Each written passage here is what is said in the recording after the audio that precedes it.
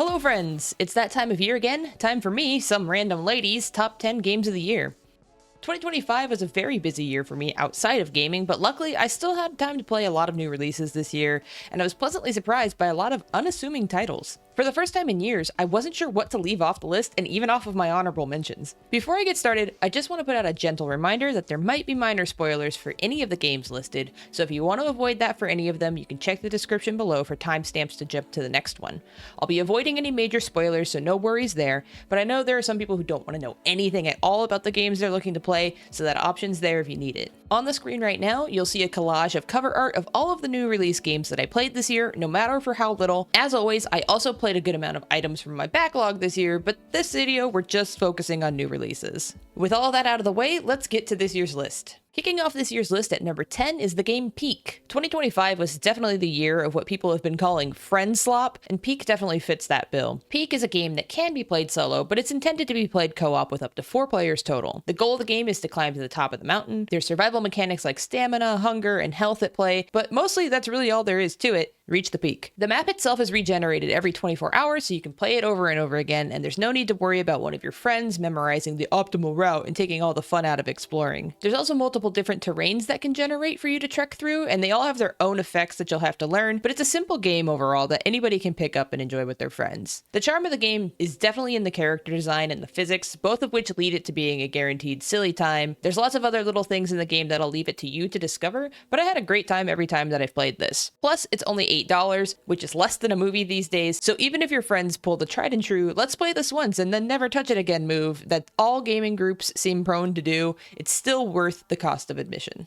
Coming in at number 9 is Blueprints. Blueprints is a puzzle game where you procedurally populate the path through a mansion in an effort to solve the mystery surrounding the place and its proprietor. You have a limited number of steps you can take per day, and at the end of the night, your rooms are all erased and you start over anew. As you progress, you unlock more and more tools, areas, and room types that help you to expand upon what you've learned. Playing this game reminded me of what it felt like to play Myst when I was young. Most of the puzzles and story beats are picked up by inferring things through the environment, and since you lose what you've built each day, you end up really needing to take notes somewhere. I actually originally started this game on PlayStation Plus where I got it for free, but I found myself taking so many handwritten notes that I stopped and I switched over to Steam and bought it there so that I could maintain all of my notes in a huge Google Doc. Blueprints had me in a chokehold for a solid couple of weeks, but then I just reached this point where it expanded in a way that I thought, I just don't really want to do this anymore.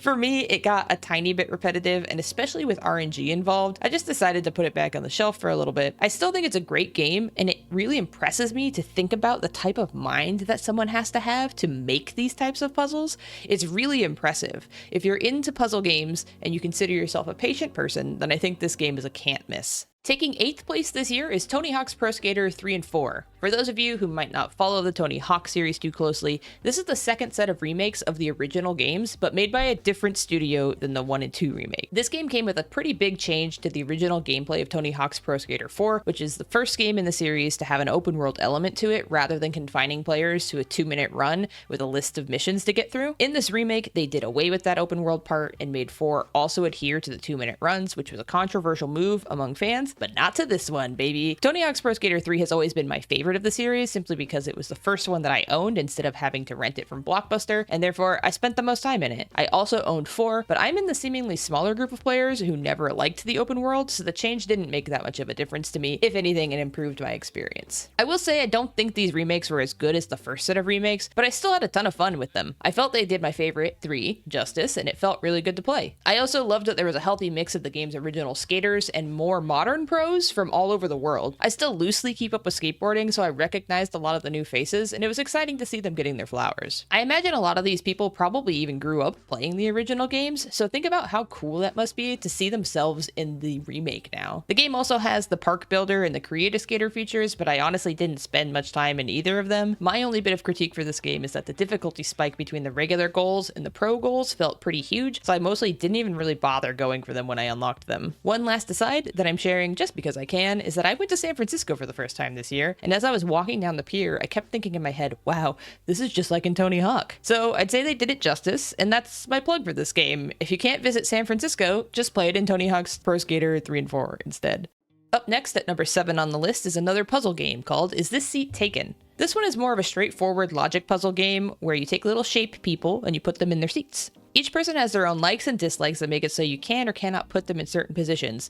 Like, for example, somebody who hates odors can't sit next to someone stinky, or someone who wants to take a nap can't be by somebody who's yapping, and so on and so forth. There is a storyline throughout it, but it's just a few lines of dialogue per level, so the focus is primarily on the gameplay. The gameplay is simple and it's well done. I love logic puzzles and I have my whole life. As a kid, I did little workbooks of them for fun and I would play them over and over again in the Dr. Brain games, if you remember those. So I've been waiting for a game like this to come along for so long. The art in it is cute, it's got calm music and sound effects, and it's also only $10. So if this sounds like the type of thing that you might enjoy, I'd strongly recommend it. It only took me 6 hours to complete, so here's hoping we see a sequel or some DLC sometime in the future. You'll rarely hear me wishing for DLC.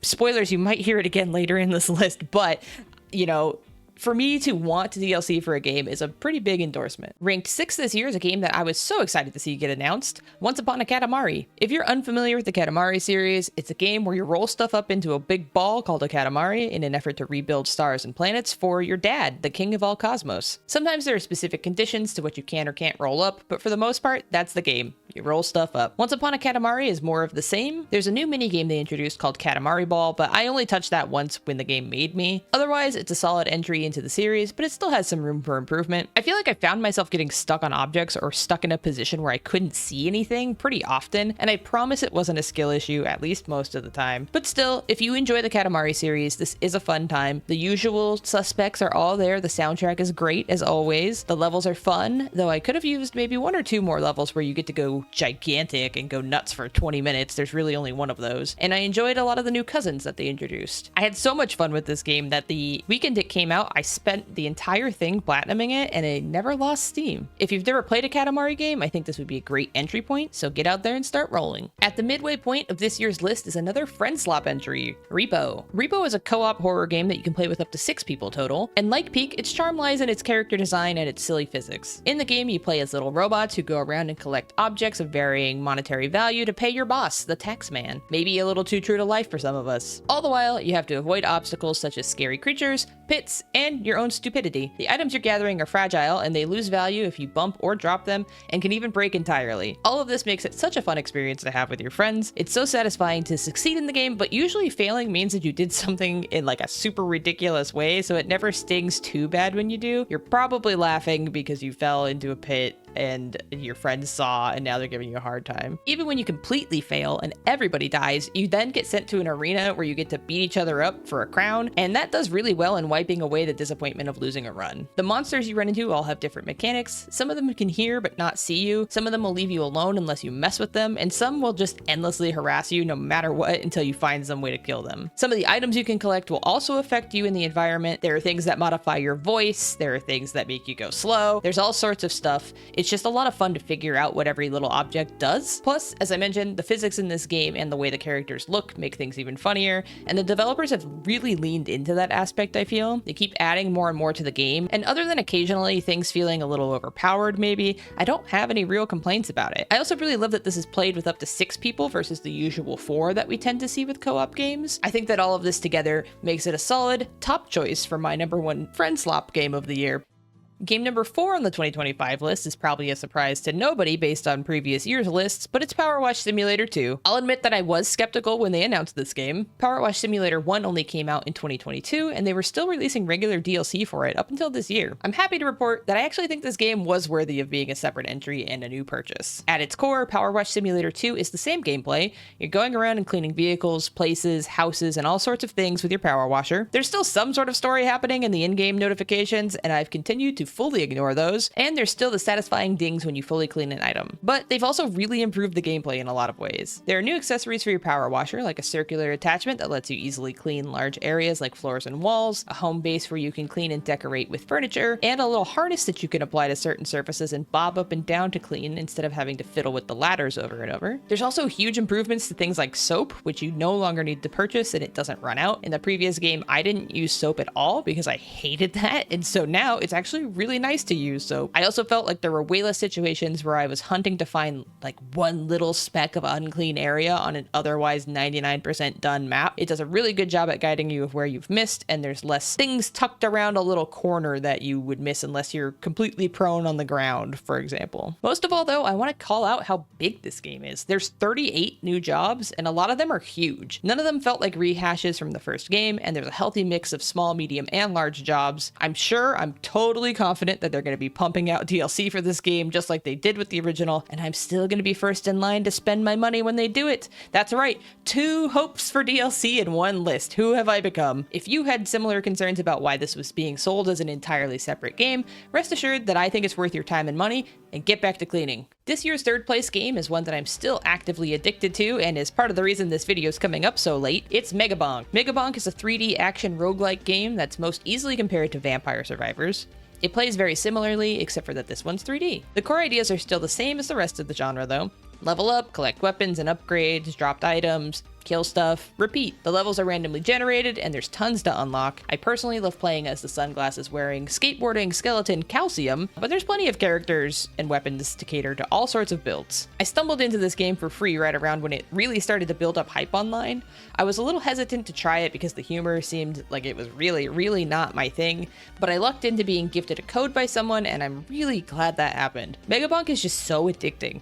2025 in general was a huge year for fans of roguelikes, but as a fan of the genre, sometimes there are just ones that don't click with you. Not to put games up against one another, but Ball Pit is another game that blew up and I just didn't mesh with. For me, restarting a run in Ball Pit really feels slow and feels like it takes forever to build back up to something fun. But Megabonk, it's really easy to just start again. The only downside, like I alluded to, is that the humor isn't always my thing. There's a lot of that, like, oh, I'll get good Twitch user style of humor, but it's easy enough to ignore. Everything else is great. You can toggle items and weapons on and off to keep them out of the pool. There's a huge list of quests to knock out, and both of those things combine to give you real incentive to keep playing and see what else you can unlock. The game also got a big update in fall that added even more stuff, so I'm excited to see what gets added in the future. Megabonk really came out of nowhere and it blew all of my expectations out of the water. It's hard to describe what exactly is so addicting about it, but just know that right after I hit publish on this video, I'm most likely gonna wind down by playing some more Megabonk.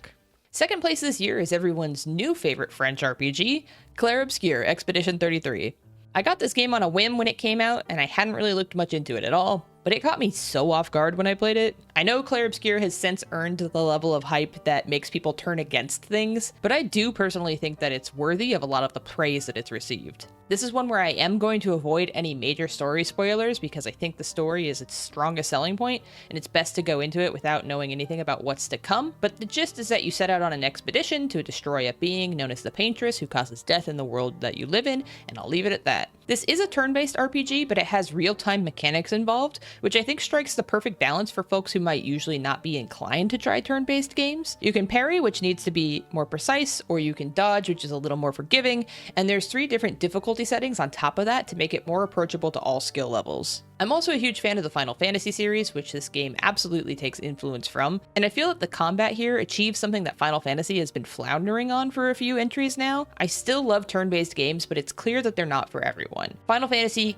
keeps sort of overcompensating for this in their ideas, and I think that the combat in Expedition 33 does a great job at balancing skill-based timing while not abandoning the strategy and planning that people typically like from turn-based games. Like I said, I won't be spoiling any major story beats, but I will say that the story kept me glued. I liked all of the characters, including my favorite character from any game all year, Eskia, and I think it handled its main themes with grace and nuance. I love games that drum up discussion and that people don't necessarily fully agree on, and I think that this game certainly gives a lot of room for discussion. It's also worth noting that I'm a massively music-driven game fan. All of my favorite games have great soundtracks in common, and this is no exception. The whole soundtrack is amazing, and after you finish the game, I'd highly recommend diving into some of the lyrics in certain tracks that add an additional layer to them, on top of just being good standalone. The composer for the game made it into my top artists for the year because I've had this thing on rotation ever since I played it. It was a tight race between this game and what I landed on being my #1 game. For most of the year, I thought that this was gonna take the top spot.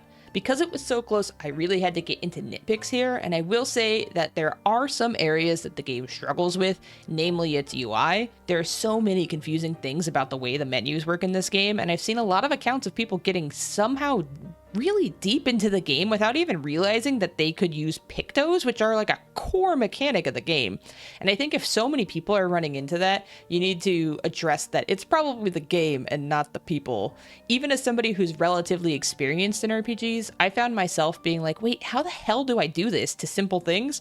Plus, I kept constantly removing and adding people to my party on accident, which was making me so mad. There are things that it's just like, this is black and that's a slightly less dark black, and that's the menu, and it's so hard to tell the difference between the two things. Still, I think that that's really the only setback for the game, and I still highly recommend it. It's really easy to get past once you figure it out. It unfortunately lost out to a game that I found almost no flaws with, plus I had fun replaying over and over, but we'll get to that in a second because first, we've got some honorable mentions to go over. The first honorable mention is Fantasy Life I. To be totally honest, I did not like the first Fantasy Life, like at all, so I had to be convinced to try this one, and it's really fantastic. It addresses most of the problems I had with the original, namely that it lets you hot swap between jobs now, and it's got a really addicting gameplay loop. The only reason it didn't make my list is that I personally got so tired of the story that I just stopped playing it. But if you like this style of game and you don't mind jamming through all the story scenes, I'd highly recommend it. Also getting a mention is Nubby's Number Factory. This is a weird little game that calls itself a Plinko-style roguelike, which I think is a fair description. It's also a little bit like Peggle, if you liked Peggle. You point the ball, you acquire points, rinse and repeat. It's very fun, but when I first played it, it was kind of bare bones. There wasn't a lot to do. It looks like since then they've added a lot more stuff though, so I'm gonna have to go back and give it another shot. And finally, the last honorable mention is a game called Whisper of the House. I was hoping Whisper of the House would scratch the same itch that the game Unpacking did, because they have similar gameplay, and in some ways it did scratch that itch, but it really didn't have that puzzle element that Unpacking has, or as good of a story. You can kind of put anything anywhere, which I guess is sometimes nice, but overall, not what I was looking for. There's also some levels where the opposite happens and you just put things exactly where it tells you to. I enjoyed it, but I don't know that I would ever go back to it, and it's kind of hard to fully recommend to somebody. With all of that said, it's time for my number one game of 2025. Hades 2. I absolutely love this game. I have had to force myself to stop playing Hades 2 on work nights more times than I would care to admit. I got all of the achievements and I still want to 100% the rest of what's available in the game.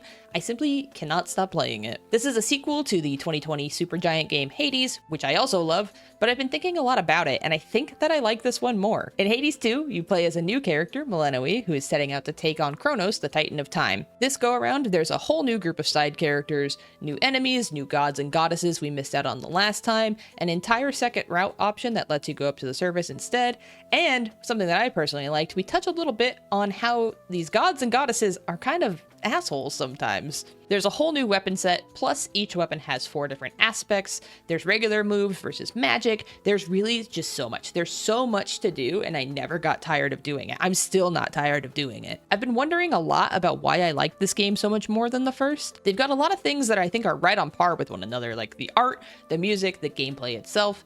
I think that some things, like the story and the romanceable characters, are actually better in the first one. But I think what did the trick for me in 2 is the introduction of something called Chaos Trials. Chaos Trials are optional challenge runs where they give you a set of boons, a weapon, and a trinket, and you only have to clear a portion of the run. They do this a lot to teach you how to use a new weapon that you've just unlocked, and it's really helpful. Later on, you can also do full runs with completely randomized sets of gear as well, and I think that both of these enticed me to try out different playstyles. Playing with these random sets of equipment kind of forced me to try and learn new playstyles rather than sticking with my favorites, which I have a really bad habit of doing in roguelikes, which is why I'm so bad at Balatro. There are weapons that I thought that I would hate, and at first did, but they ended up landing near the top of my list after I took the time to play them in the ways that Chaos Trials gave me ideas for. I just overall feel like it opened up the game for me in a way that I know that I could have done in the first game, but never was incentivized to do. I think it's a really clever way to encourage people to try out different game styles while not really making them to, because I do think if the game really actually forced me to try this, I would have gotten frustrated and been like, I hate that. But having it as optional challenge modes kind of like tricked me into thinking it was my own idea. And I don't know, it just really worked for me. It really was a near tie between this and Clair Obscur for the #1 spot this year. But when I got to the post game of Clair Obscur, I bumped the difficulty down to easy and just was getting through things to get through them. Versus Hades 2, where I found myself wanting to keep playing more and more. I think that both Hades 2 and Megabonk are going to go up next to Binding of Isaac among my favorite roguelikes. I really liked both of them. I had such a blast playing Hades 2 and listening to the soundtrack. I'm 90 hours in and I'm not sick of it yet, and I'm really hoping that I won't be anytime soon. I feel confident in calling Hades 2 my game of the year for 2025. 2025 was such a strong year for games. There's still so many games I wanted to play and didn't get the chance to, so I'm excited to get to them in the future. I really appreciate you sticking it out and joining me for this year's list. If you're interested, you can also find me on my Twitch channel, which is linked in the description, where I do occasional live streams. I'm really hoping to get back into that more regularly in 2026, so hopefully you can join me for some of the games to come next year. I'd love to hear what your top games of the year were as well, so let me know. Until then, thanks again, and I'll see you next year.